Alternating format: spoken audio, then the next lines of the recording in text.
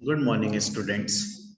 मेरा नाम है मोहित बंसल और आज हम लोग पढ़ना स्टार्ट करेंगे सीएमए इंटर का लॉ सब्जेक्ट। तो देखिए, सबसे पहली बात आती है कि आखिर हम जो सब्जेक्ट पढ़ने वाले हैं उसका नाम क्या है। हम आखिर में कौन सा सब्जेक्ट पढ़ने वाले हैं। तो आपका ये जो सब्जेक्ट है इसका नाम है लॉज एंड एथिक्स। कहने का मतलब आपके इस सब्जेक्ट के अंदर हम लोग लॉज, कानून, एक्ट के बारे में भी पढ़ेंगे, प्लस एथिक्स मतलब बिहेवियर, एक पर्सन के कैरेक्टर के बारे में भी पढ़ेंगे।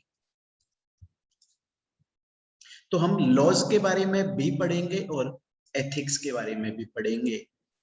दोनों को मिलाकर आपका सब्जेक्ट 100 मार्क्स का बनता है। अब मैं आप लोगों के लिए बता दूं कि आपका ये जो सब्जेक्ट है वो टोटल 4 पार्ट में डिवाइडेड है। Part A, B, C and D.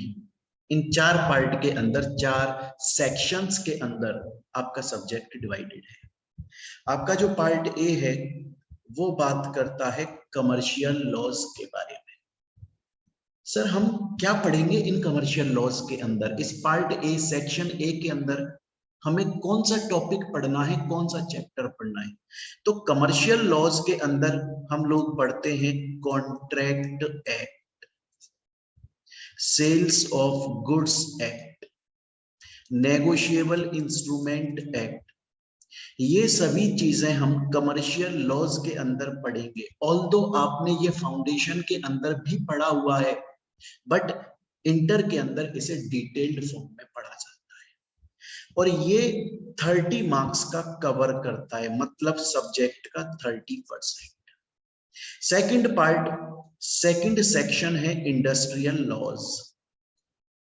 ये जो सेकंड सेक्शन है इंडस्ट्रियल लॉज, इसके अंदर आप लोगों को पढ़ने को मिलता है फैक्ट्रीज एक्ट, कि एक फैक्ट्री के अंदर आखिर किस तरीके से काम होता है।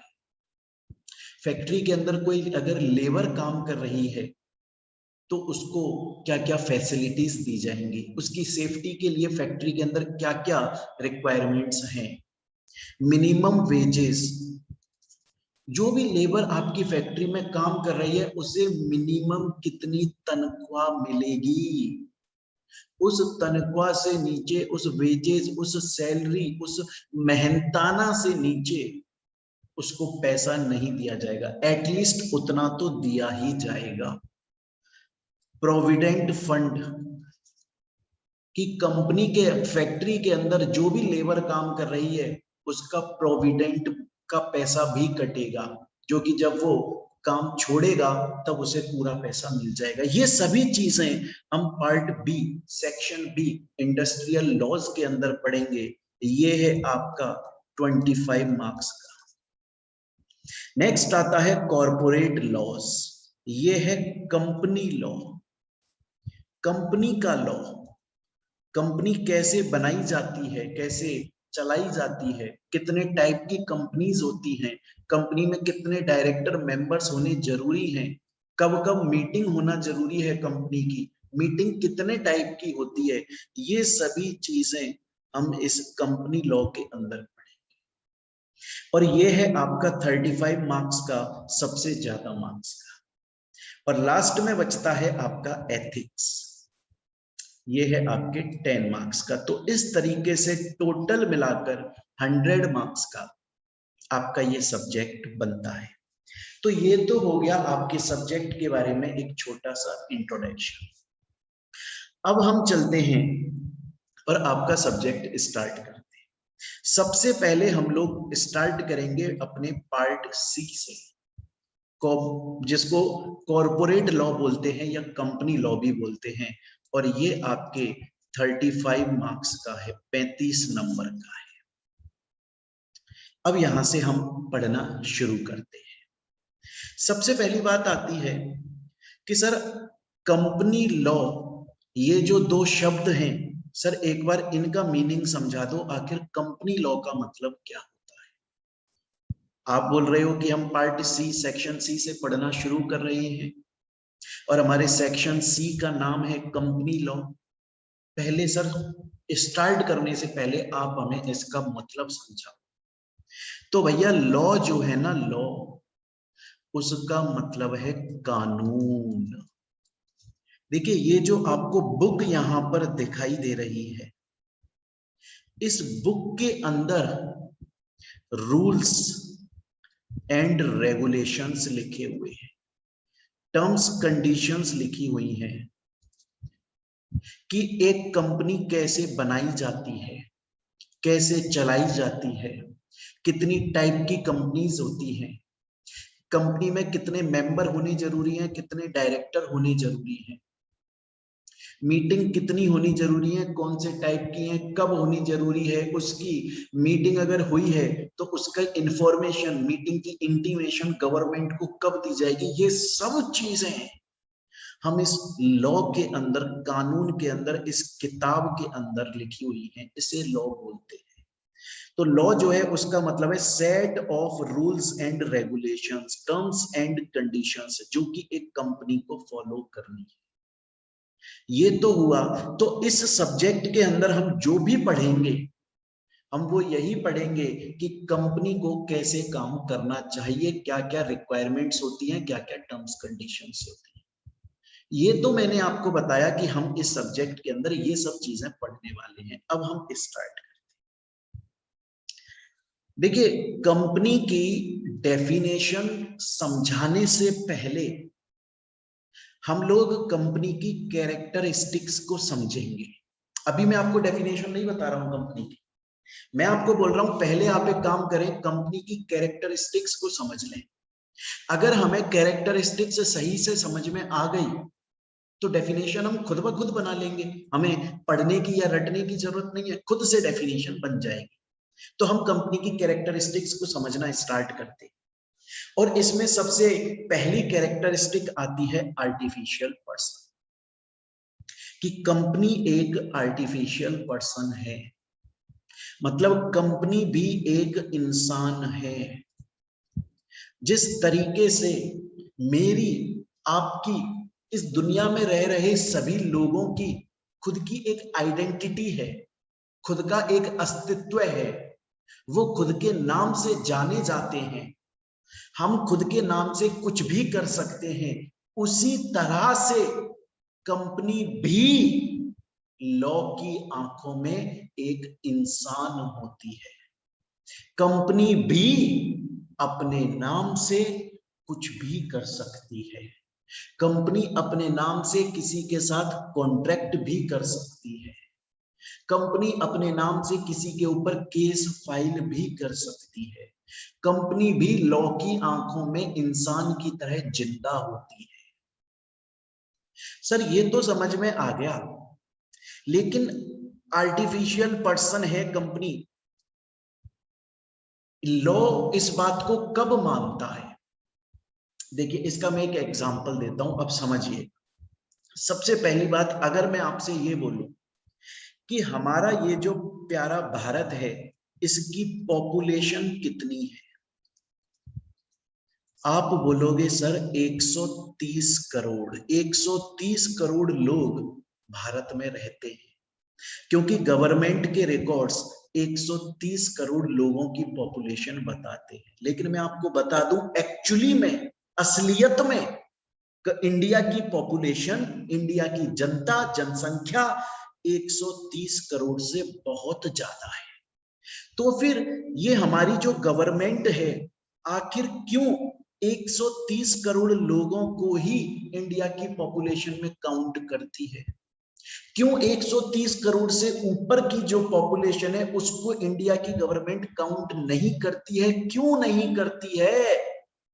अरे इसलिए नहीं करती है क्योंकि ये जो 130 करोड़ लोग हैं जिनको गवर्नमेंट इंसान मान रही है, ये जब पैदा हुए थे तो इनका बर्थ सर्टिफिकेट बना था।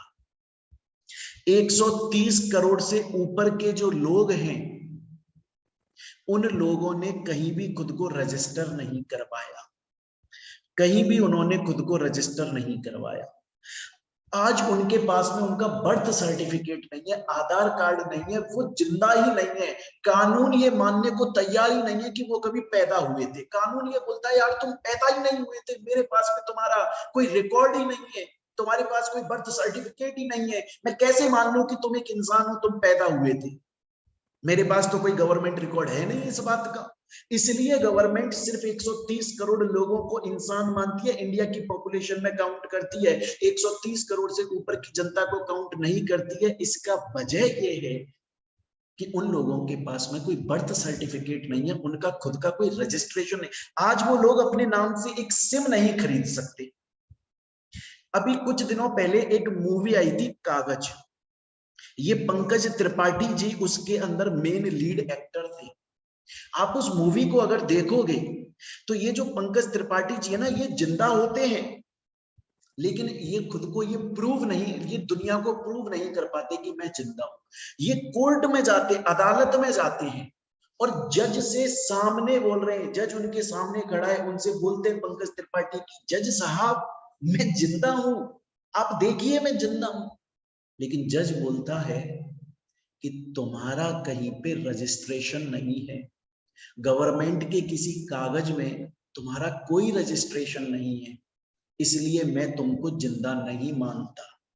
उसी तरह से जिस तरीके से हमको फायदा लेने के लिए, अपने नाम से कोई भी काम करने के लिए गवर्नमेंट रिकॉर्ड्स में रजिस्टर होना जरूरी है, तभी गवर्नमेंट हमको इंसान मानेगी। उसी तरह से अगर कोई बिल्डिंग खुद को कंपनी बोलना चाहती है तो जरूरी है कि वो कंपनीज एक्ट 2013 के अंदर रजिस्टर्ड हो।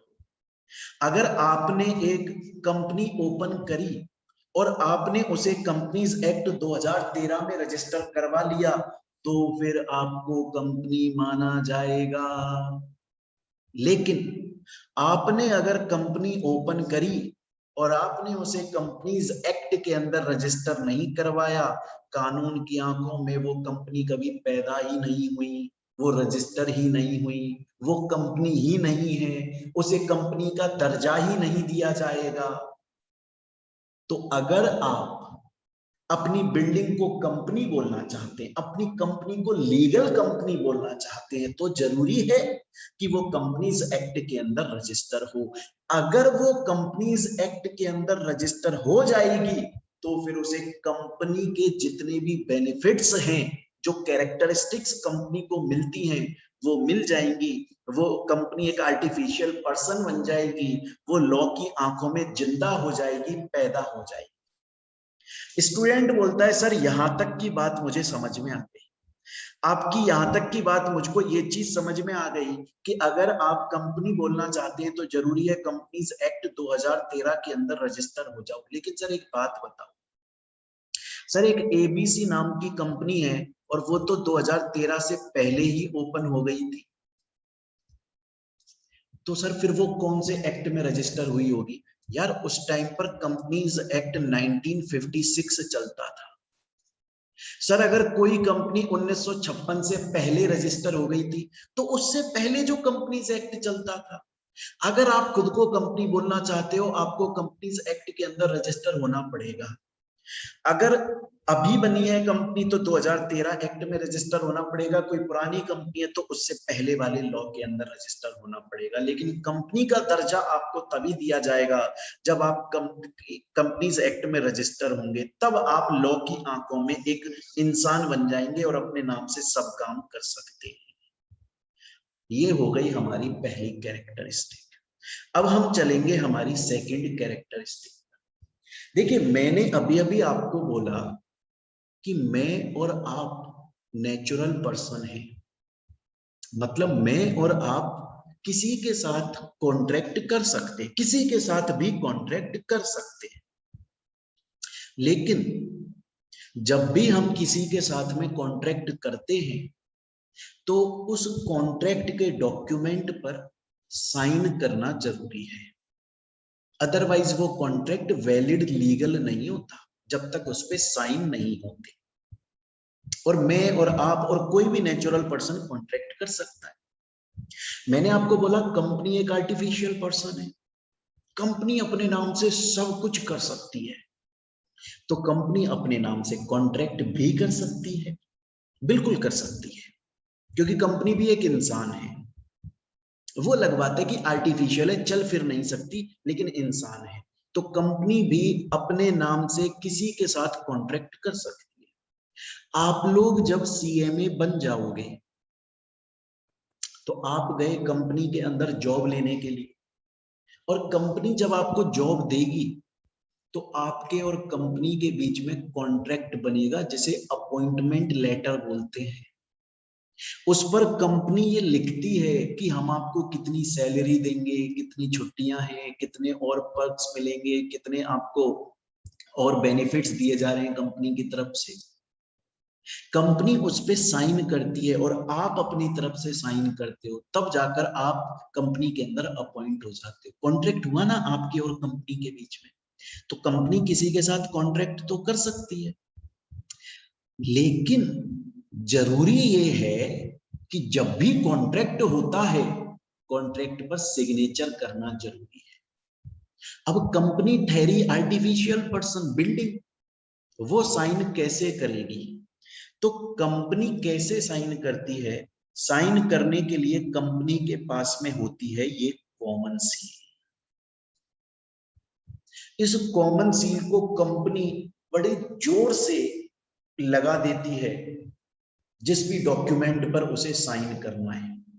और जब कंपनी पूरा दम लगा के उस कॉमन सील को ऐसे लगाती है ना, तो वो कॉमन सील उस पेज पर एनग्रेव्ड हो जाता है। वो कोई ब्लू कलर की नीली स्याही नहीं है, ऐसा नहीं होती है कॉमन सील, बल्कि सिक्के की तरह होती है। अगर आप कॉइन को किसी पेपर पे बहुत दम लगा के ऐसे मोड़ दोगे तो उस पेपर पे उभर के आ जाएगा, उसी तरह से कॉमन सील लग जाती है। तो कॉमन सील कंपनी के साइन करने का एक तरीका, एक जरिया होता है।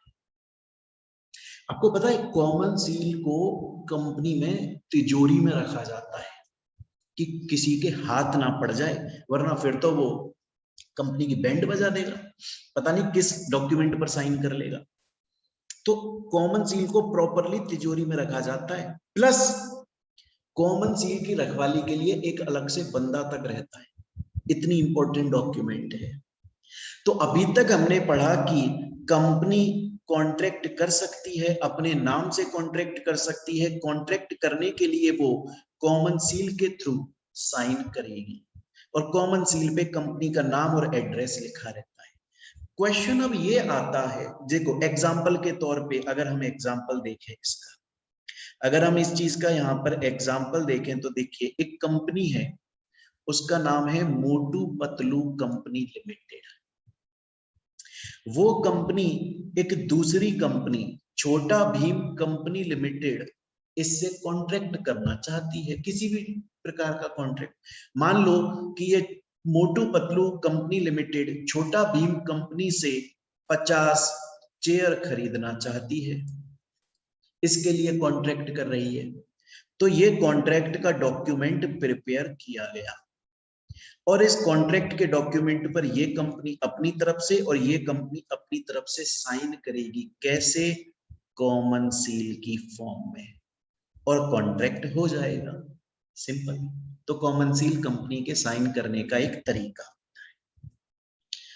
अब क्वेश्चन ये आता है, स्टूडेंट मेरे से ये क्वेश्चन पूछता है कि सर क्या ये जरूरी है कि हर कंपनी के पास कॉमन सील हो? तो कंपनीज एक्ट 2013 से पहले की अगर मैं बात करूं, जब कंपनीज एक्ट 2013 नहीं आया था, लागू नहीं हुआ था, उससे पहले कंपलसरी था, हर कंपनी के पास में कॉमन सील होना जरूरी था।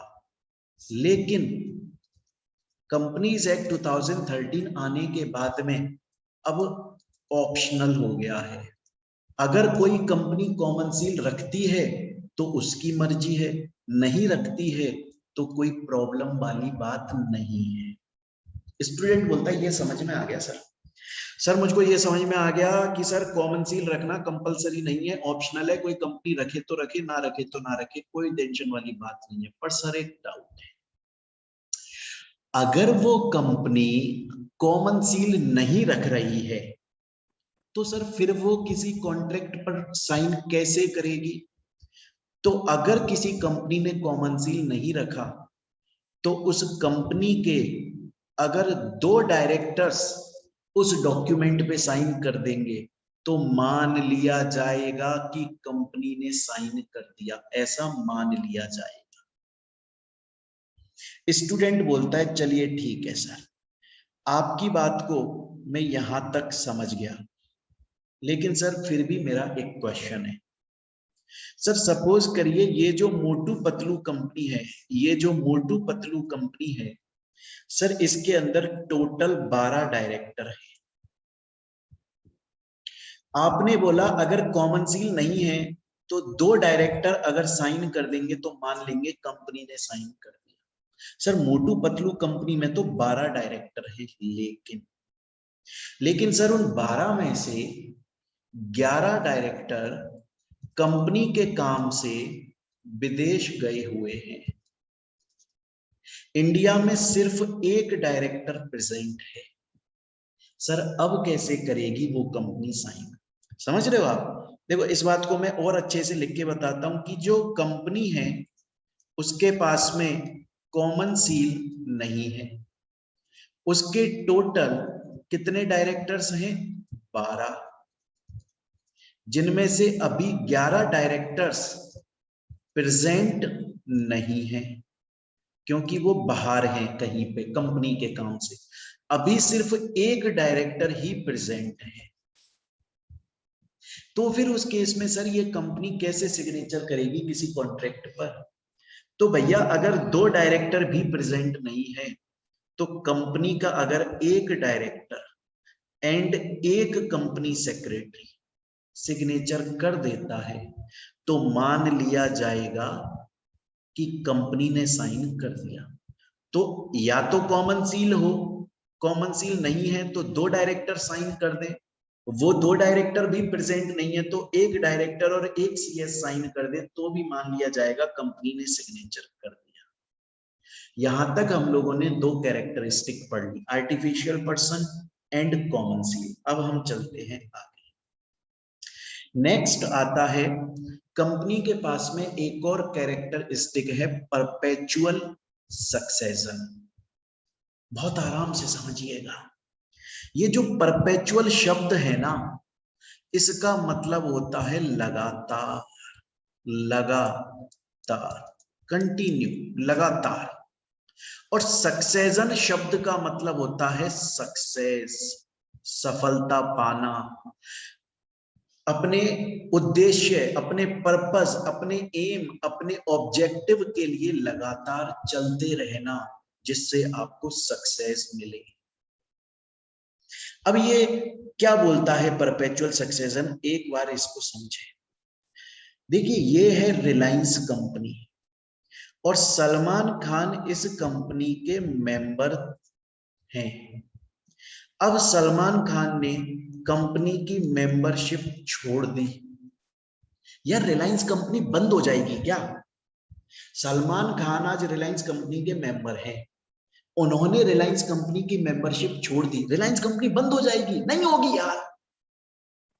कंपनी ऐसे बंद हो जाती है किसी के, अगर कोई मेंबर छोड़ के चला गया तो कंपनी बंद हो जाती है? नहीं होती है। सपोज करो ये अजय देवगन जो हैं, अब वो कंपनी के मेंबर बन गए, अभी तक नहीं थे अब बन गए। कंपनी में कोई भूचाल आ गया क्या? कोई कोई भगवान आ गया क्या? अरे नहीं आया, आते रहते हैं यार लोग, जाते रहते हैं लोग। कंपनी में मेंबर आता है, कंपनी में मेंबर चला जाता है छोड़ के, डायरेक्टर आता है, डायरेक्टर छोड़ के चला जाता है, एम्प्लॉय आता है, एम्प्लॉय छोड़ के चला जाता है, ऑफिसर आता है, ऑफिसर छोड़ के, लेबर आती है, लेबर छोड़ के चली जाती है, लोग आते हैं, लोग जाते हैं यार।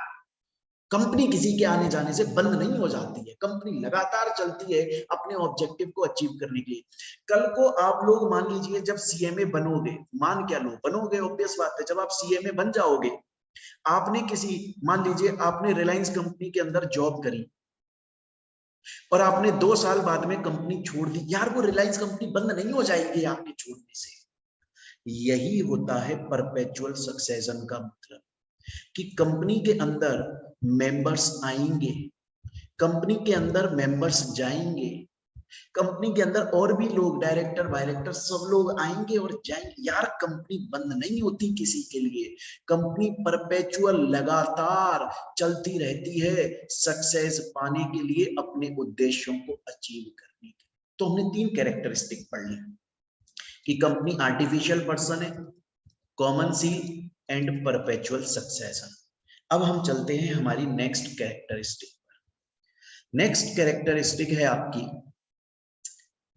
कि कंपनी के पास में इतनी कैपेसिटी है कि कंपनी अपने नाम से किसी के भी ऊपर केस कर सकती है। एग्जाम्पल के तौर पे समझिए, सोचिए, ये जो शाहरुख खान साहब आपको यहां दिखाई दे रहे हैं, इनकी कंपनी है रेड चिलीज,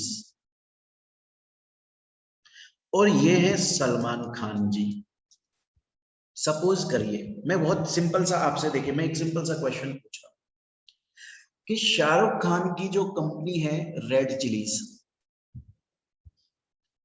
उसको, किसको, शाहरुख खान की कंपनी को, रेड चिलीज एंटरटेनमेंट कंपनी को सलमान खान से दिक्कत है, और वो red chillies entertainment company Salman Khan के ऊपर केस फाइल करना चाहती है। क्या वो रेड चिलीज अपने नाम से सलमान खान के ऊपर केस कर सकती है, या शाहरुख खान को अपना नाम देना पड़ेगा? क्वेश्चन है, आंसर ये है कि सर रेड चिलीज खुद अपने नाम से सलमान खान के ऊपर केस कर सकती है।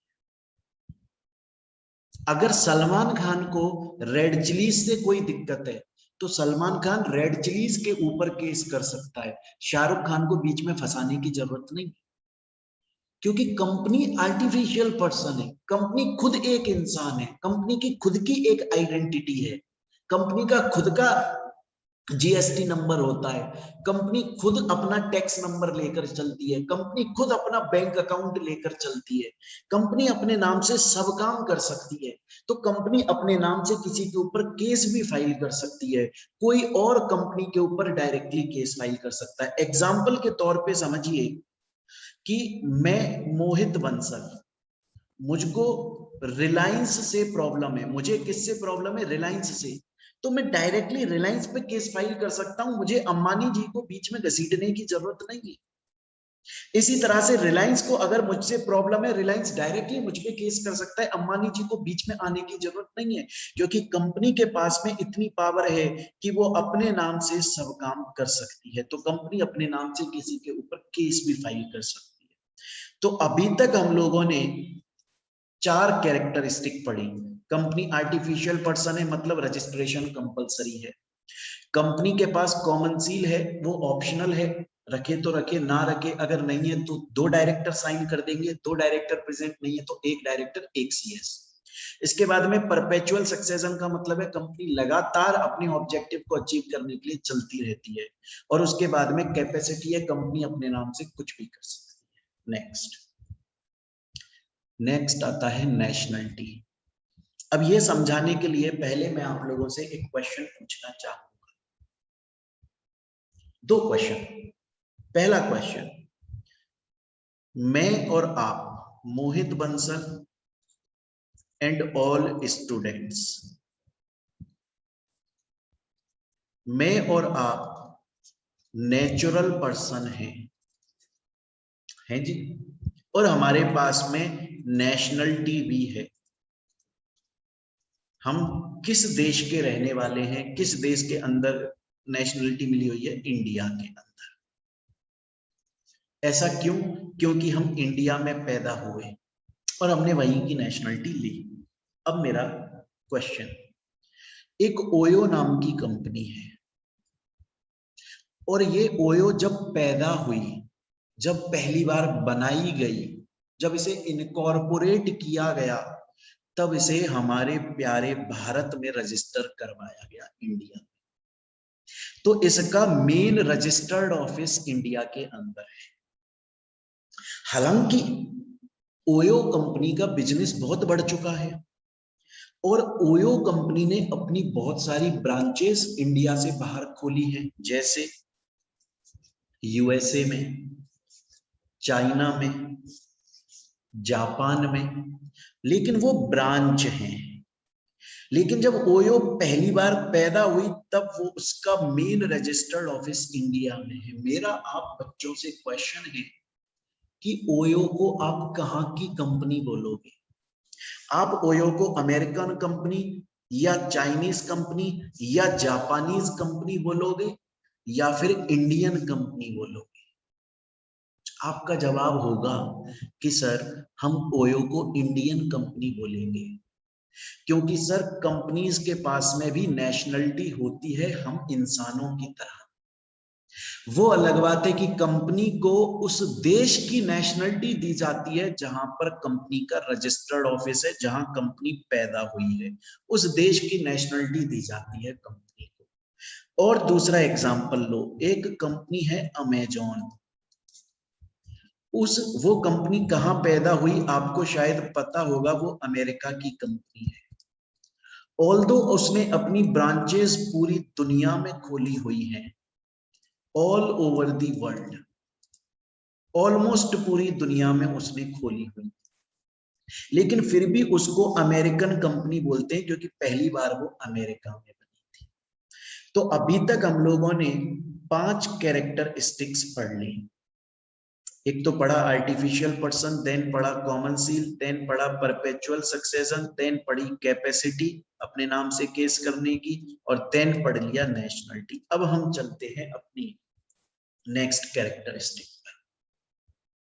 नेक्स्ट कैरेक्टरिस्टिक बोलती है कि कंपनी के जो मेंबर्स हैं, तो एक बात याद रखिएगा, जब ये कैरेक्टरिस्टिक पढ़ते हैं ना तो बहुत सारे स्टूडेंट्स को ऐसा लगता है कि इस टॉपिक के अंदर हम जो लायबिलिटी की बात कर रहे हैं वो शायद हम कंपनी की लायबिलिटी की बात करें। जी नहीं, हम यहाँ पर कंपनी के मेंबर की लायबिलिटी की बात कर रहे हैं, कंपनी की लायबिलिटी की बात नहीं कर रहे हैं।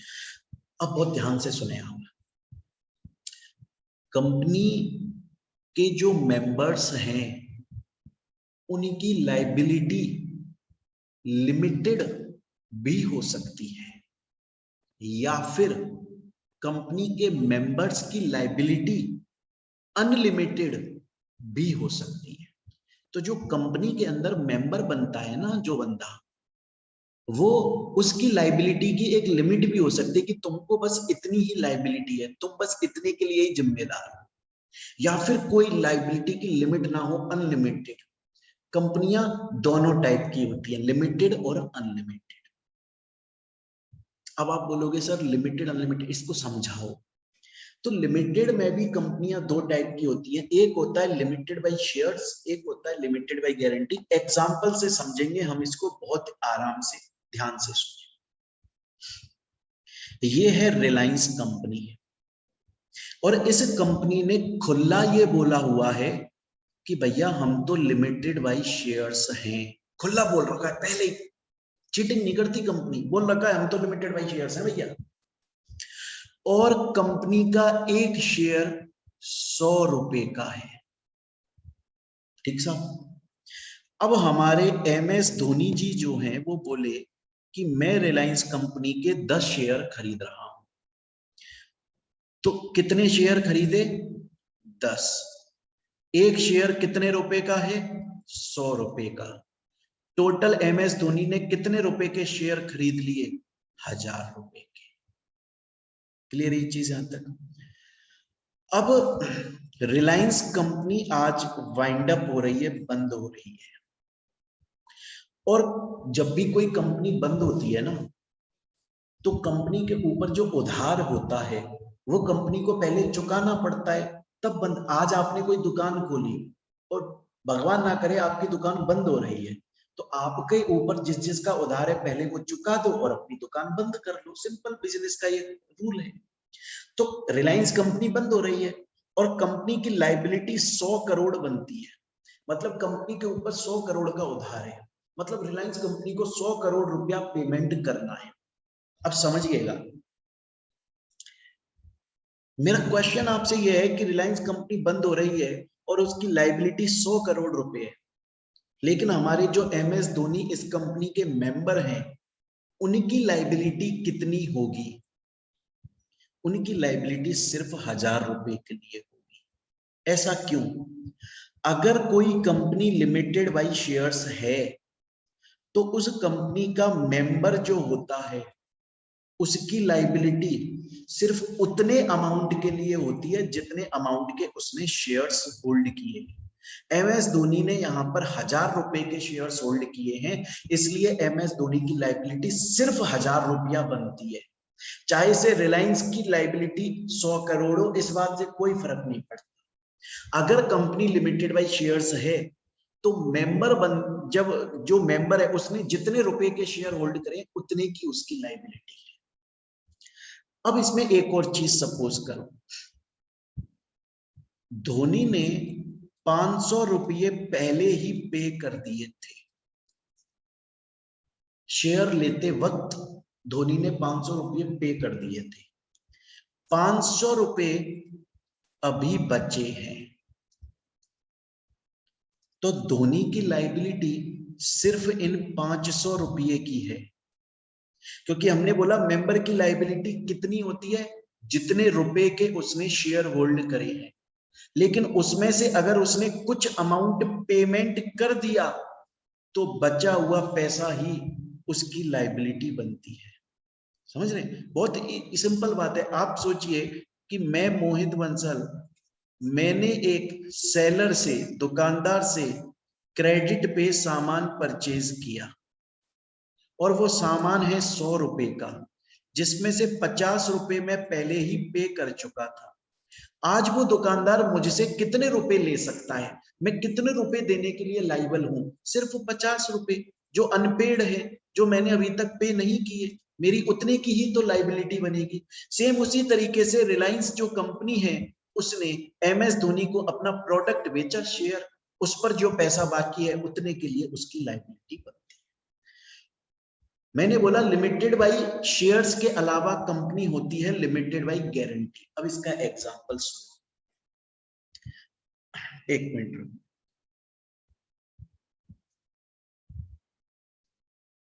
देखें, एक कंपनी है, उसका नाम है टाटा स्टील। विराट कोहली बोले टाटा स्टील से कि मुझे आपकी कंपनी का मेंबर बनना है, मुझे आपकी कंपनी के अंदर मेंबरशिप लेनी है। टाटा स्टील कंपनी बोली कि विराट भैया, हमारी कंपनी लिमिटेड बाय गारंटी है, अगर आप हमारी कंपनी के मेंबर बनना चाहते हैं तो ध्यान से सुनिएगा मेरे शब्दों को, अगर आप हमारी कंपनी के मेंबर बनना चाहते हैं तो मेंबर बनते वक्त at the time of becoming member आपको गारंटी देनी पड़ेगी।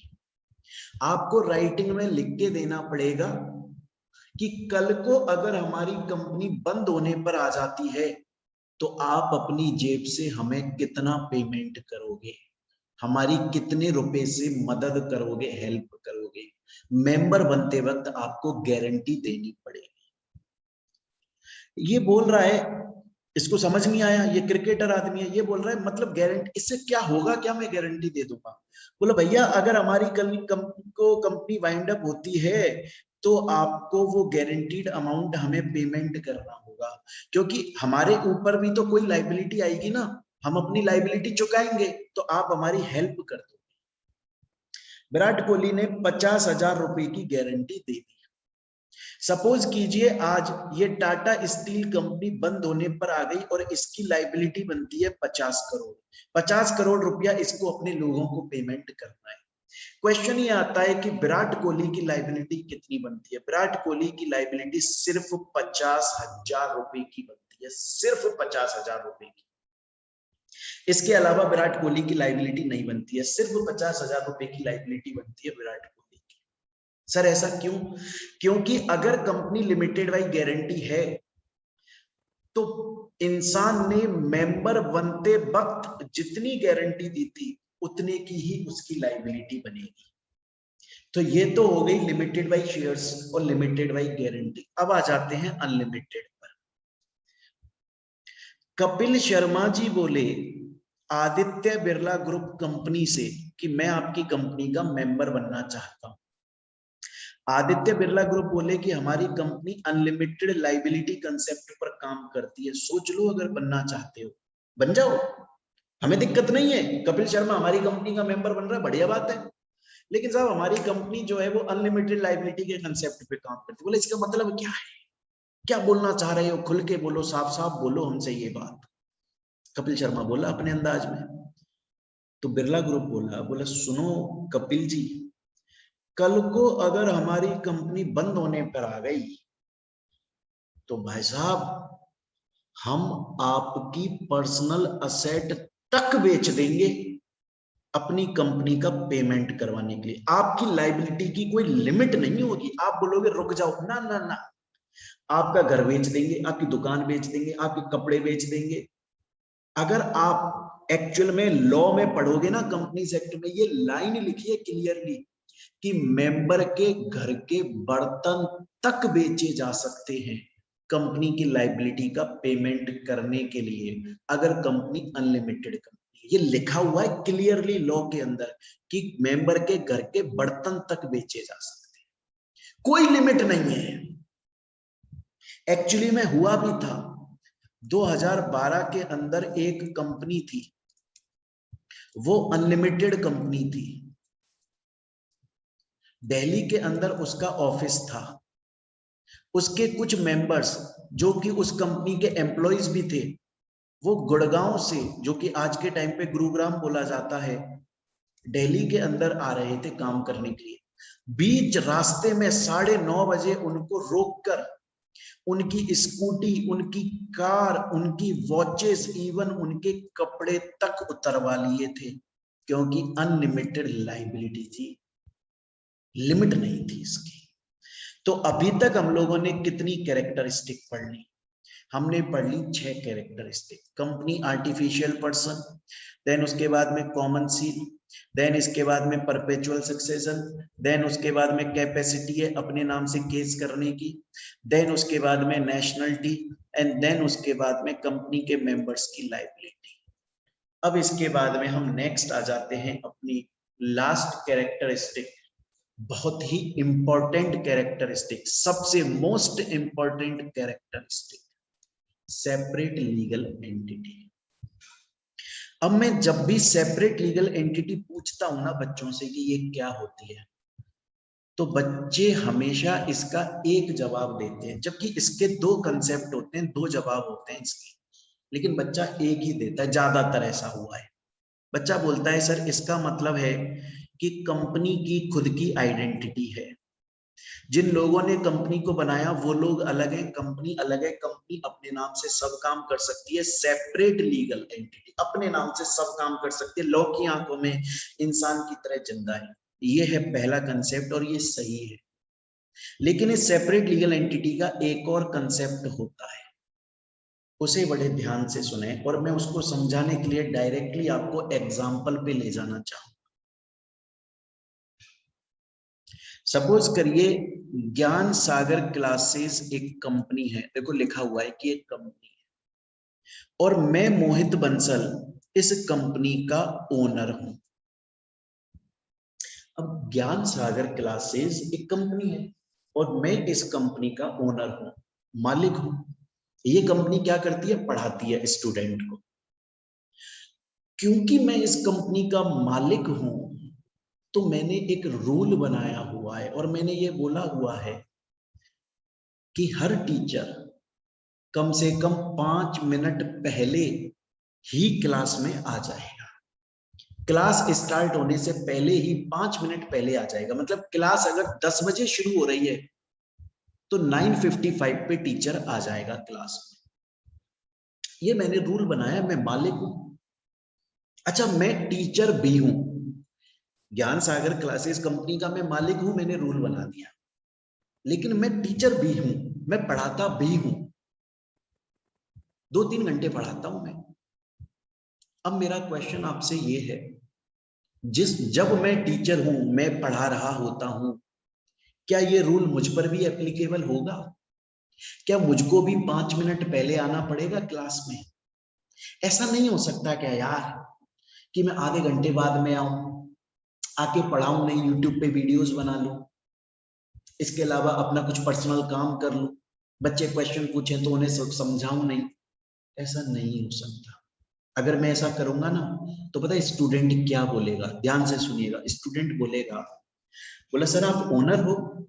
सर आप ओनर तब हो जब आप उस ऑफिस के अंदर बैठे हो। यहां पर आप हमारे टीचर हो जैसे बाकी समय। आपको भी 5 मिनट पहले आना पड़ेगा, आपको भी ढंग से पढ़ाना पड़ेगा, आपको भी हमारे डाउट्स क्लियर करने पड़ेंगे। ओनर हो वो अलग बात है, टीचर हो वो अलग बात है। सर दोनों को मिक्स मत करो। ये है सेपरेट लीगल एंटिटी का दूसरा कंसेप्ट, कि अगर एक पर्सन, मतलब मैं मोहित बंसल, किसी कंपनी के अंदर एक पोजीशन होल्ड करता है ओनर की, और दूसरी पोजीशन भी होल्ड करता है टीचर की, तो वो दोनों पोजीशन को मिक्स नहीं करेगा, दोनों पोजीशन को सेपरेट रहने देगा। दोनों पोजीशन का अलग फायदा और अलग लॉस है। समझ रहे हो इस चीज को? दोनों पोजीशन को मिक्स नहीं कर सकते, दोनों पोजीशन को सेपरेटली ट्रीट किया जाए।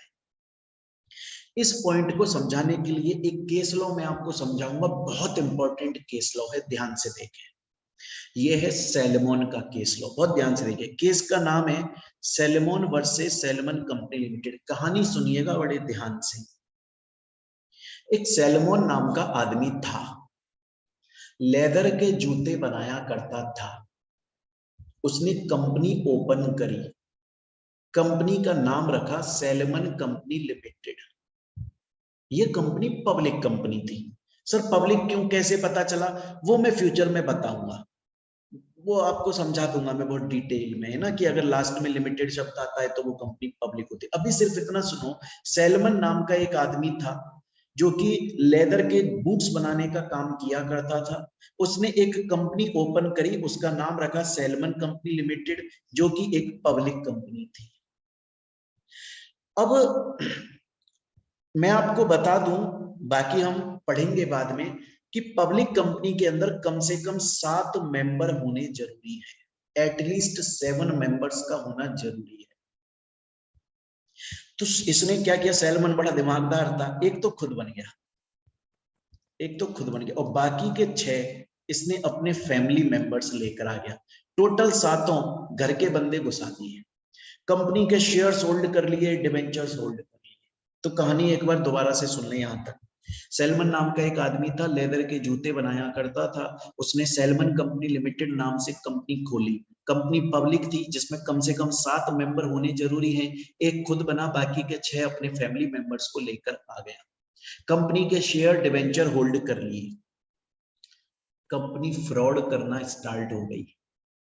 तो कंपनी वाइंड अप होने पर, फ्रॉड करोगे तो बंद होगे ना, कानून बंद कर देगा आपको, गवर्नमेंट बंद कर देगी, बंद होने पर आ गई। अब मैंने आपको बताया, जब कंपनी बंद होती है ना, जब कोई कंपनी बंद होती है तो कंपनी अपनी असेट्स को बेच देती है। ये एक्चुअल बात है। अगर कोई कंपनी बंद हो रही है तो असेट्स को बेच देगी। आपने कोई दुकान खोली और आज वो दुकान बंद करनी पड़ रही है, तो माल बेच दोगे ना दुकान का। अब क्या करोगे, दुकान तो बंद कर रहे हो, माल बेच दो।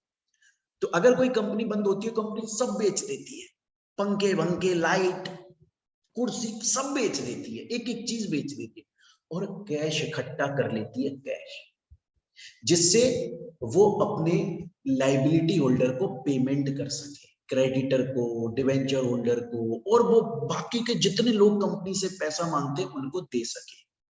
तो जब भी कंपनी बंद होती है, असेट्स को बेचकर कैश लेकर आती है और पेमेंट करती है। लेकिन ऐसा नहीं है कि पेमेंट यहां रख दिया टेबल पे, कोई भी आ रहा है और लेकर जा रहा है, प्रसाद नहीं बट रहा है मंदिर पर।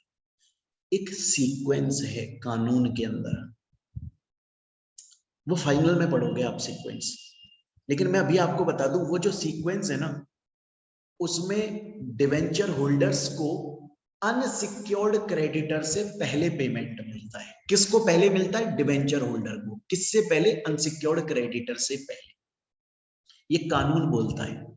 अब हम दोबारा से एक बार अपनी कहानी पर आते हैं कि सैलमन नाम का आदमी था, लेदर के जूते बनाता था। उसने एक कंपनी ओपन करी, salmon company limited. Public company थी, मिनिमम 7 मेंबर होना जरूरी है। एक खुद बन गया, बाकी के 6 फैमिली मेंबर्स को लेकर आ गया। शेयर्स होल्ड कर लिए, डिवेंचर होल्ड कर लिए, कंपनी फ्रॉड करने लगी, वाइंड अप की स्टेज पर आ गई। अनसिक्योर्ड क्रेडिटर आए कंपनी में और बोले कि हमें पता है, कानून ये बोलता है कि अनसिक्योर्ड क्रेडिटर से पहले डिवेंचर होल्डर को पैसा मिलना चाहिए। हमें पता है, कानून ये बोलता है, हमें पता है। लेकिन इस सैलमन कंपनी के अंदर जो डिवेंचर होल्डर है वो तो खुद सैलमन है, वो तो ओनर है, वो तो शेयर होल्डर है। उसने तो ओनर और शेयर होल्डर की पोजीशन पे पहले ही पैसा उठाया हुआ है और इस सीक्वेंस के अंदर वो हम सबसे पहले आता है पेमेंट उठाने के लिए। आप उसे ओनर और शेयर होल्डर की पोजीशन पर भी पैसा दे रहे हो, फिर आप उसे डिवेंचर होल्डर की पोजीशन पर भी पैसा दे रहे हो, और फिर हम अनसिक्योर्ड क्रेडिटर को पेमेंट दोगे। हमारे लिए तो कुछ नहीं बचेगा भाई साहब, सब कुछ जो है वो सैलमन खा जाएगा। तो हमको पता है कि अनसिक्योर्ड क्रेडिटर से पहले डिवेंचर होल्डर को पैसा मिलता है, हमें पता है।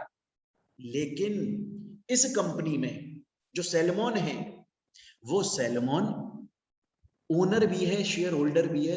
तो इसलिए आप उस डिवेंचर होल्डर को पहले पेमेंट ना करते हुए हमें पेमेंट करो, सैलमन से पहले हमें पेमेंट कर दो। सैलमन बड़ा दिमागदार आदमी था, उसने कंपनी के ऊपर केस ठोक दिया, खुद ने अपनी कंपनी पे केस ठोक दिया, salmon versus salmon company limited. और पता है क्या बोल रहा है कोर्ट में जाके, अदालत में, कि साहब ये कंपनी फ्रॉड कर रही है। मतलब खुद कंपनी का मालिक है, बोल रहा है कि कंपनी फ्रॉड कर रही है। कानून बोलता है पहले डिवेंचर होल्डर को पैसा दो, कंपनी अनसिक्योर्ड क्रेडिटर को पैसा दे रही है पहले। कोर्ट ने बोला अगर कोई भी व्यक्ति मतलब सैलमन कंपनी के अंदर एक पोजीशन होल्ड करता है, ओनर की या शेयर होल्डर की, दूसरी पोजीशन भी होल्ड करता है डिवेंचर होल्डर की, दोनों को अलग अलग ट्रीट करो, दोनों को मिक्स नहीं कर सकते। दोनों के अगर कुछ फायदे हैं तो कुछ नुकसान भी हैं। इसलिए पैसा तो पहले डिवेंचर होल्डर को ही मिलेगा, चाहे से वो ओनर है चाहे से वो शेयर होल्डर है, क्योंकि सेपरेट लीगल एंटिटी जो है वो बोलती है दोनों पोजीशन को अलग अलग ट्रीट किया जाना चाहिए। तो यहां तक हम लोगों ने कैरेक्टरिस्टिक्स समझ ली और यहाँ पे हमारी कैरेक्टरिस्टिक्स खत्म होती हैं। मेरे ख्याल से अब सेपरेट लीगल एंटिटी का कंसेप्ट आप लोगों को अच्छे से समझ में आ गया होगा। अब हम चलते हैं अपने नेक्स्ट टॉपिक पर।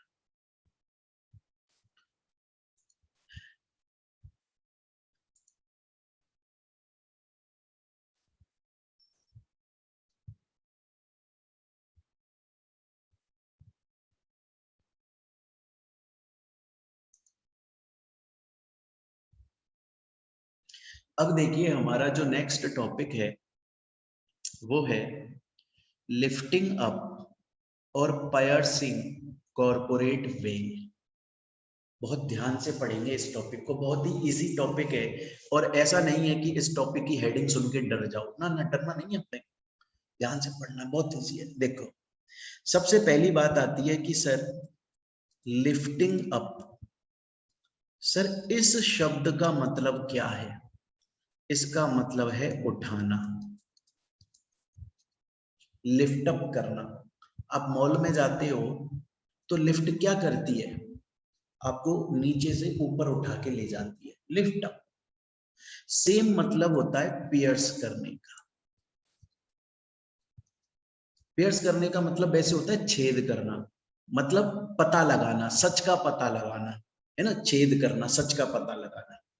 तो लिफ्ट अप और पियर्स करने का मतलब है उठाना, सच का पता लगाना, इंक्वायरी करना, ये चीज। कॉर्पोरेट जो शब्द है उसका मतलब है कंपनी, और वेल जो शब्द है उसका मतलब है पर्दा, नकाब। अब ये हमारा टॉपिक क्या बोल रहा है, अब देखो मैंने एक एक शब्द का मतलब बता दिया। इसका मतलब है कंपनी का पर्दा उठा दो, कंपनी का नकाब उठा दो, नकाब उठा के सच्चाई का पता लगाओ। फिल्मों में होता था ना कि इसके चेहरे से इसका झूठा नकाब उठा दो, सच्चाई का पता लगाओ। यही बात हम कर रही है। अब सपोज करें, अब समझते हैं ये है क्या है। मैं इसको आप लोगों को पहले एक एग्जांपल से समझाना चाहूंगा, फिर मैं इसकी थ्योरी पार्ट पे आऊंगा। पहले एक बार हम एग्जांपल देखें। एक कंपनी है, उसका नाम है मिर्जापुर कंपनी लिमिटेड, और ये सब लोग उस कंपनी के मेंबर एंड डायरेक्टर हैं।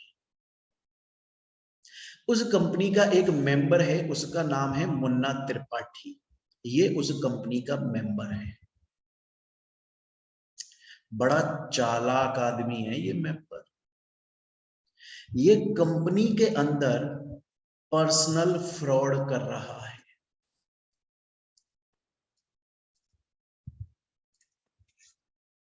ये कंपनी के अंदर फ्रॉड कर रहा है पर्सनल, मतलब उस फ्रॉड का पैसा खुद की पॉकेट में डालता है, कंपनी को नहीं देता है, मिर्जापुर कंपनी को नहीं देता है, कंपनी की अपनी पॉकेट में डाल रहा है। कंपनी का जो मेंबर है वो कंपनी के अंदर पर्सनल फ्रॉड करके पैसा जो है वो अपनी जेब में डाल रहा है। लेकिन इस मेंबर को ये पता है कि कंपनी के पास में सेपरेट लीगल एंटिटी नाम की एक कैरेक्टरिस्टिक है। मतलब कंपनी अपने नाम से कुछ भी कर सकती है, तो कंपनी अपने नाम से फ्रॉड भी कर सकती है, और कंपनी के ऊपर पेनल्टी भी लग सकती है, क्योंकि कंपनी का बैंक अकाउंट तो होता है। अब ये जो मेंबर है ना, ये इस कैरेक्टरिस्टिक का गलत फायदा उठा रहा है। ये जो मुन्ना त्रिपाठी मेंबर है, ये क्या कर रहा है, ये कंपनी में पर्सनल फ्रॉड कर रहा है, ये खुद का फायदा कर रहा है, ये फ्रॉड का पैसा अपनी पॉकेट में डाल रहा है, लेकिन इस फ्रॉड को दिखाता है कंपनी के नाम पे, जिससे कल को बाई चांस अगर कोई पकड़ में भी आए तो वो कंपनी आए, पेनल्टी कंपनी पे लग जाए, खुद बच के निकल जाए। सेपरेट लीगल एंटिटी कैरेक्टरिस्टिक का गलत फायदा उठा रहा है ये मेंबर या फिर डायरेक्टर, कोई भी।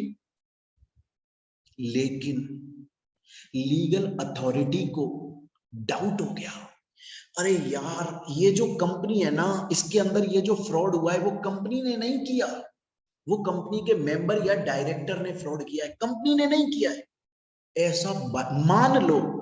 डाउट हो गया अथॉरिटी को, तो वो अथॉरिटी आंख बंद करके कंपनी पे पेनल्टी नहीं लगाती है, बल्कि वो कंपनी के अंदर एक स्पेशल इन्वेस्टिगेशन टीम भेजती है। वो टीम कंपनी के अंदर इन्वेस्टिगेशन करती है, इंक्वायरी करती है, और सच्चाई का पता लगाती है कि आखिर फ्रॉड किसने किया, पेनल्टी किस पर लगाएं, कंपनी पे या मेंबर पे या डायरेक्टर पे, किस पे लगाएं। मतलब कंपनी का पर्दा, कंपनी का नकाब उठाया जा रहा है। इसको बोलते हैं लिफ्टिंग अप और पियर्सिंग कॉर्पोरेट बिल। देखो इसमें ये सब कुछ लिखा हुआ है कि कंपनी के पास में legal separate legal entity characteristic है, तो कंपनी के लोग इस बात का गलत फायदा उठाने की कोशिश करते हैं। अगर किसी अथॉरिटी को डाउट हो जाता है, अगर किसी अथॉरिटी को डाउट हो जाता है, तो फिर वो कॉर्पोरेट बिल को लिफ्ट अप करवाएगी, सच्चाई का पता लगाएगी। अब समझिएगा, अब पता है स्टूडेंट क्या बोलता है, स्टूडेंट बोलता है सर आपने बोला कि अगर अथॉरिटी को डाउट हो गया, बाई चांस अगर अथॉरिटी को डाउट हो गया कि यार कंपनी के अंदर जो फ्रॉड हुआ है शायद कंपनी ने नहीं किया, शायद कंपनी के मेंबर ने किया है या डायरेक्टर ने किया है, तो सर इन्वेस्टिगेशन करवाया जाता है अगर अथॉरिटी को डाउट हो जाता है। सर क्या ऐसी कुछ सिचुएशंस हैं, जिन ऐसी कोई सरकमस्टेंसेस हैं जिनके लिए कानून ने ये बात निश्चित सर्टेन फिक्स कर दी है कि कॉर्पोरेट वेल लिफ्ट अप होगी ही होगी? डायरेक्टली कंपनी पे फ्रॉड नहीं लगाना है, पेनल्टी नहीं लगानी है, कॉर्पोरेट वेल को लिफ्ट अप करना ही है इस सिचुएशन में। सर ऐसी क्या कोई सिचुएशन है, ऐसी कोई सर्कमस्टेंस है? हाँ जी, ऐसी सिचुएशन है, ऐसी सर्कमस्टेंस है। और वो कौन सी सिचुएशन है? वो कुछ सिचुएशंस हैं, हम उनको समझेंगे। मैं उनको एग्जाम्पल से समझाऊंगा, ध्यान से देखें। एक कंपनी है, उसका नाम है मोहित एग्रो इंडस्ट्रीज। मैं उस कंपनी का मेंबर हूं, मैं उस कंपनी के अंदर काम करता हूं, तो मेरी कंपनी के अंदर पर्सनल इनकम हुई, मेरा पैसा मैंने कमाया। आपको पता होगा इनकम पर टैक्स लगता है, लेकिन जो इंडिविजुअल पर्सन होता है ना, इंडिविजुअल, उसके इनकम पर भी टैक्स लगता है और कंपनी की इनकम पर भी टैक्स लगता है।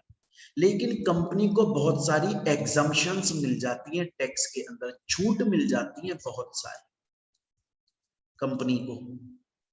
अब मैं कंपनी का मेंबर, मेरी पर्सनल इनकम, मेरा पैसा, मुझे इस पर टैक्स कटवाना चाहिए, लेकिन मैं अपनी इनकम को कंपनी की इनकम के अंदर शो कर रहा हूं। क्यों? जिससे टैक्स जो है वो कंपनी वाली रेट से लग जाए एग्जम्पशन के साथ में। और जब टैक्स लग गया, तब मैंने कंपनी के अकाउंट्स में से वो इनकम निकाल के फिर अपने पास में ले ली। गलत किया? मैंने क्या किया? मैंने अपना रेवेन्यू, मैंने अपना पैसा प्रोटेक्ट किया, लेकिन गलत तरीके से। मैंने टैक्स की चोरी कर ली। अरे बात समझ में?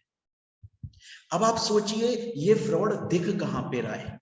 ये फ्रॉड भाई साहब कंपनी के अंदर नजर आ रहा है, क्योंकि कंपनी की जो बैलेंस शीट है और कंपनी के जो अकाउंट्स हैं, उनके अंदर अचानक से पैसा आया, उन पर टैक्स लगा और अचानक से वो पैसा वापस चला गया। गवर्नमेंट बोलेगी यार ये कंपनी में हो क्या रहा है, पैसा आ रहा है जा रहा है, पता ही नहीं लग रहा है, जबकि मैं कर रहा हूं इसको।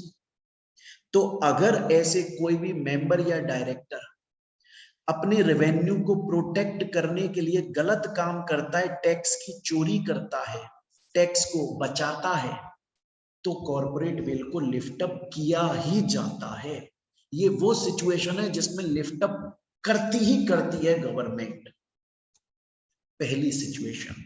अब हम आते हैं अपनी दूसरी सिचुएशन पे, बहुत ध्यान से समझना है हमको। देखिए, ये है हमारा प्यारा भारत और ये है अमेरिका। अगर हम 2020 तक इंडिया और अमेरिका के रिश्ते देखें तो बहुत अच्छे रिश्ते थे। इंडिया के लोग और अमेरिका के लोग बिजनेस भी कर रहे थे, लेकिन 2021 में दोनों देशों के बीच में वॉर हो गया, युद्ध छिड़ गया, युद्ध हो गया दोनों देशों के बीच में। तो अगर इंडिया का किसी भी फॉरेन कंट्री से वॉर हो जाता है, तो हमारे लिए वो कंट्री एलियन एनिमी कहलाई जाएगी। एलियन शब्द का मतलब है इंडिया से बाहर, एनिमी का मतलब हमारा शत्रु। अगर इंडिया का किसी भी कंट्री से वॉर हो जाता है, तो वो कंट्री हमारे लिए एलियन एनिमी बन जाती है। उस कंट्री के सभी लोग हमारे एलियन एनिमी बन जाते हैं। अब इंडिया का कोई भी इंसान उस दूसरी कंट्री के एलियन एनिमी के किसी भी इंसान से बातचीत तक नहीं कर सकता। बिजनेस तो बहुत दूर की बात है, बातचीत तक नहीं कर सकता। अगर करेगा तो टेररिज्म के अंदर काउंट किया जाएगा, आतंकवाद के अंदर काउंट किया जाएगा। सोचिए, सच में युद्ध हो गया यार। कोई कंपनी अब क्यों करेगी ऐसी सिचुएशन में बिजनेस? नहीं करेगी भाई साहब। कंपनी बोलेगी मैं थोड़ा बहुत पैसा कमा के क्या करूं भैया, बंद हो जाएंगे, टेररिज्म का केस लगेगा।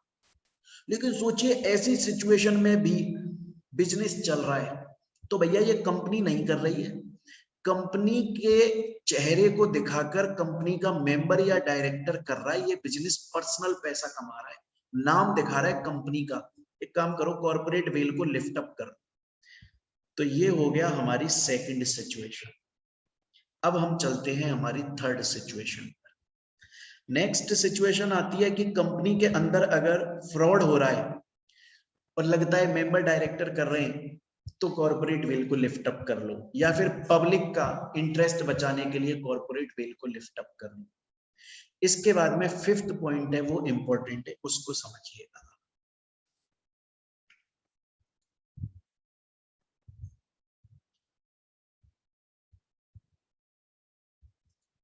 देखिए, एक कंपनी है, उसका नाम है वेलकम कंपनी लिमिटेड,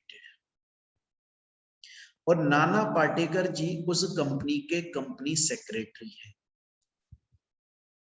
एक दूसरी कंपनी है गोदरेज कंपनी, फर्नीचर का काम करती है, बहुत फेमस कंपनी है फर्नीचर की। नाना पाटेकर जी गए गोदरेज कंपनी के पास, और नाना पाटेकर जी ने गोदरेज कंपनी से बोला कि 50 करोड़ रुपए का फर्नीचर माल दे दो उधार पर। गोदरेज कंपनी बोली किसको चाहिए माल उधार पे? बोला वेलकम कंपनी को। मैं तो उस कंपनी का कंपनी सेक्रेटरी हूं ना, मैं तो उस कंपनी के ब्याह पे आपसे माल लेने आया हूं, और धंधे में बिजनेस में तो उधार पे माल चलता है। तो गोदरेज कंपनी बोली ठीक है यार, वेलकम कंपनी की तरफ से आए हो ना, आपको दे देते हैं 50 करोड़ का माल उधार पे, जाता रहता है हमारा माल, तो कॉन्ट्रैक्ट बना लेते हैं। नाना पाटेकर जी बोले कॉन्ट्रैक्ट बना लो यार, क्या दिक्कत है। अब ध्यान रखिएगा, कॉन्ट्रैक्ट के अंदर कंपनी का नाम क्या है? देखो कंपनी का नाम है WELCOME,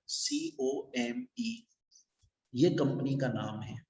कॉन्ट्रैक्ट के अंदर नाम क्या लिखा? WELCME, नाम गलत। दूसरा, सिग्नेचर भी अकेले खुद के कर दिए, कंपनी के सिग्नेचर नहीं करवाए, और ना ही किसी डायरेक्टर के सिग्नेचर करवाए, अकेले खुद ने सिग्नेचर कर दिए।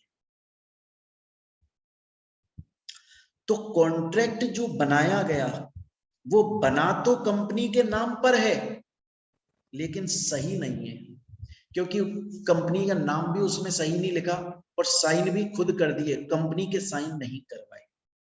अब हुआ क्या, 2 महीने गुजर गए। 2 महीने बाद गोदरेज कंपनी वेलकम कंपनी के पास गई और बोली साहब वो 50 करोड़ का माल लिया था, उसका पेमेंट कर देते। वेलकम कंपनी बोली कौन सा 50 करोड़ रुपया, कौन सा माल ले लिया, मैंने कोई लिया ही नहीं तुमसे, क्या फालतू की बकवास कर रहे हो। गोदरेज कंपनी ने कॉन्ट्रैक्ट दिखाया, बोला भैया 50 करोड़ का माल लिया तुमने 2 महीने पहले, ये देखो कॉन्ट्रैक्ट। वेलकम कंपनी बोली गोदरेज से, सुन भाई मेरा नाम है WELCOME, तेरे कॉन्ट्रैक्ट के अंदर नाम लिखा हुआ है WELCME, है ना, मेरा नाम क्या है WELCOME, और तेरे कॉन्ट्रैक्ट में जो नाम लिखा है वो लिखा है WELCME। पहली बात तो मैंने ये कॉन्ट्रैक्ट किया ही नहीं, दूसरी बात इस पे मेरे साइन ही नहीं है, साइन सिर्फ कंपनी सेक्रेटरी के हैं। अगर एक डायरेक्टर और साइन करता चलो तब भी मान लेते कि मैंने साइन करवाए हैं, लेकिन सिर्फ कंपनी सेक्रेटरी के सिग्नेचर है। वो कंपनी सेक्रेटरी नाना पाटेकर तुम्हें चूना लगा गए, वो इस कंपनी का जो नाम है ना, वो कंपनी को एक शेम की तरह, एक डमी की तरह यूज कर गए तुम्हारी आंखों के सामने। 50 करोड़ का माल लेने के लिए उन्होंने मेरा नाम यूज करा, डमी की तरह, क्लॉक की तरह, दीवार पे टकी हुई घड़ी की तरह, जो सिर्फ टकी रहती है और कुछ नहीं कर सकती, चल फिर नहीं सकती। पागल बना दिया तुमको नाना पाटेकर जी ने। गोदरेज कंपनी गुस्सा आ गया, कोर्ट में केस कर दिया। जज बोला कॉर्पोरेट वेल को लिफ्ट अप करवा लो, क्योंकि इसमें हमें वेलकम कंपनी की गलती नजर नहीं आ रही है। गलती जो है वो हमें नाना पाटेकर जो कि इस कंपनी के कंपनी सेक्रेटरी हैं उनकी नजर आ रही है, उन्होंने फ्रॉड किया है, कॉर्पोरेट वेल को लिफ्ट अप करवा लो।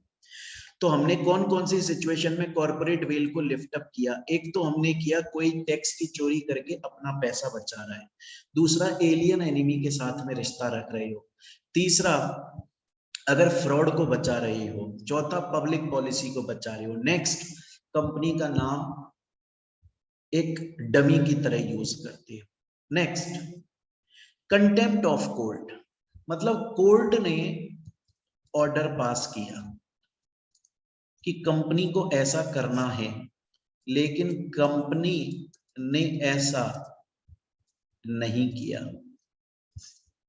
तो यार वो मेंबर ने ही तो नहीं किया कंपनी के, या डायरेक्टर्स ने ही तो नहीं किया, उन पे पेनल्टी लगेगी, कॉर्पोरेट वेल को लिफ्ट अप कर लो। कंटेम्प्ट ऑफ कोर्ट का मतलब है कोर्ट की बात को ना मानना। और एक और सिचुएशन आती है, इंपॉर्टेंट है, उसको देख लेते हैं, बहुत ध्यान से सुने, एग्जाम्पल से समझाऊंगा, एक मिनट रुक जाए। एक फैक्ट्री है times of India, Nawazuddin Siddiqui इसके अंदर वर्कर हैं, काम करते हैं।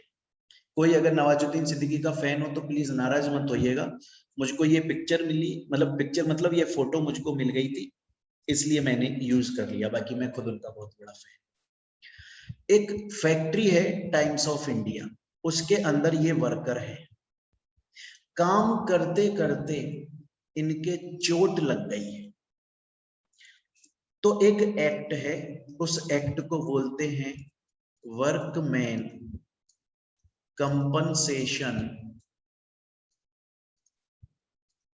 एक्ट। ये एक एक्ट है वर्कमैन कंपनसेशन। ये क्या बोलता है?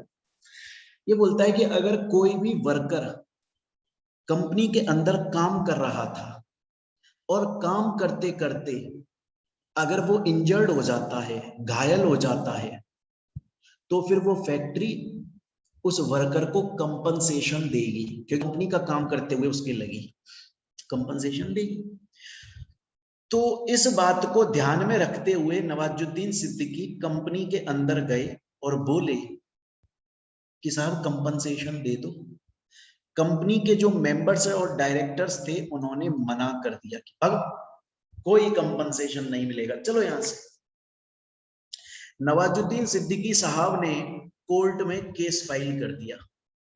अब ध्यान से सुनिएगा, जब कोर्ट में केस पहुंचा तो ये नजर आ रहा था कि कंपनी के अकाउंट्स में से ये जो कंपनसेशन का पैसा इनका बनता था वो डिडक्ट हो चुका है। कंपनी के अकाउंट्स ये बोल रहे हैं कि कंपनसेशन का पैसा तो कट गया, मतलब कंपनी ने तो कंपनसेशन का पैसा नवाजुद्दीन सिद्दीकी साहब को दे दिया, जबकि नवाजुद्दीन साहब को एक्चुअली में वो पैसा मिला नहीं है। तो गया कहां? खा गए वो कंपनी के मेंबर और डायरेक्टर, वही तो खा गए कंपनी का पैसा। भाई कंपनी बोल रही है कि मेरे अकाउंट्स में से पैसा कट गया, नवाजुद्दीन सिद्दीकी साहब बोल रहे हैं मेरे को तो पैसा मिला ही नहीं, तो पैसा गया कहां? मेंबर और डायरेक्टर खा गए यार, क्या करें? अरे कॉर्पोरेट वेल को लिफ्ट अप करना लो, यही सिचुएशन तो हम लोग यहां तक पढ़ रहे हैं। तो यहाँ पे आपका ये कंपनी लॉ का जो फर्स्ट चैप्टर है इंट्रोडक्शन, वो खत्म होता है। अगर आप लोगों को इस चैप्टर के ये पीपीटी में बने हुए नोट्स चाहिए एग्जाम्पल के साथ में, तो वीडियो के डिस्क्रिप्शन में टेलीग्राम चैनल का लिंक दिया हुआ है, आप उस चैनल पर जाकर ये नोट्स डाउनलोड कर सकते हैं। अब हम आगे नेक्स्ट वीडियो में सेकंड चैप्टर पढ़ेंगे। Thank you.